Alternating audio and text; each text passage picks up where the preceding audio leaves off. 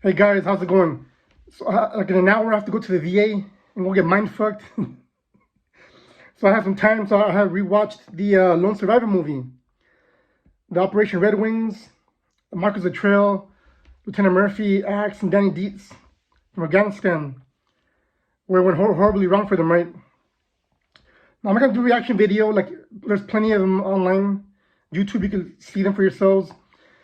You know, I'm gonna talk about the specific scene where Michael Murphy had to go make the phone call, the with a cell phone, a sat phone. Rewatching that scene just pisses me off. I was there 4 years prior, 3.5, 4 years prior, and we have massive communication problems, big time, with all of our gear.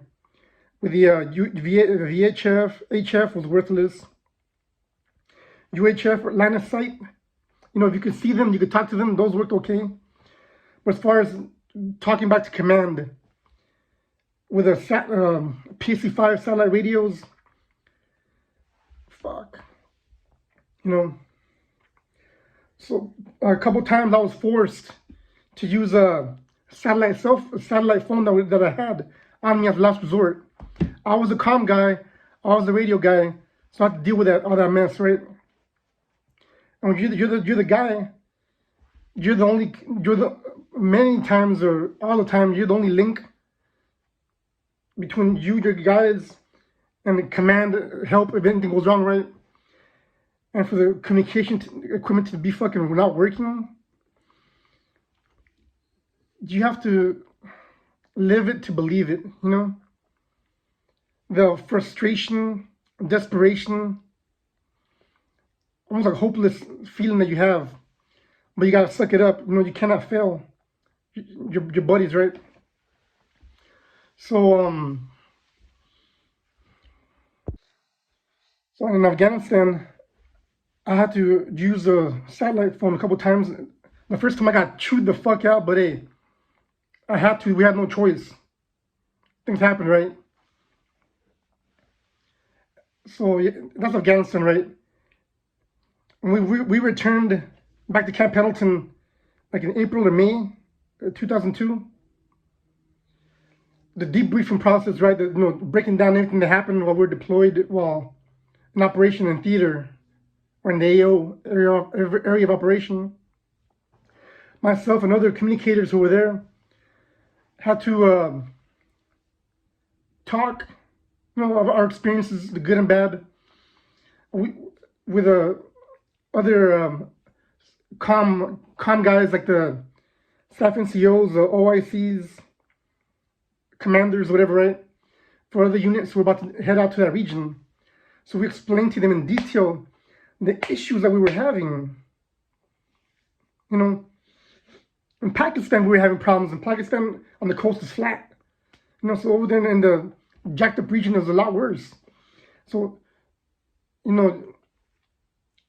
you figured, the military brain, geniuses will get together and be like, okay, this is going on. We could come up with this gear or other stuff to overcome those situations, right? And 4 years later, 3 years later, you see again, comm gear failing, the exact shit that we were using, and then Lieutenant Murphy making the call, the last call for help right before he gets killed in action. Just frustrating. You would think the military learns from the mistakes, or not mistakes, but learn from prior events or prior situations, but they didn't do a fucking thing. So just watching that just pissed me off, whatever, And then, for example, in Iraq, it's a totally different animal. We were in the south, totally flat, right? And multiple times we had issues again. And one time some fucking punk ass paper pushing punk tried burning me because I was forced to break radio protocol. We're too far away from command, so and we needed immediate air support.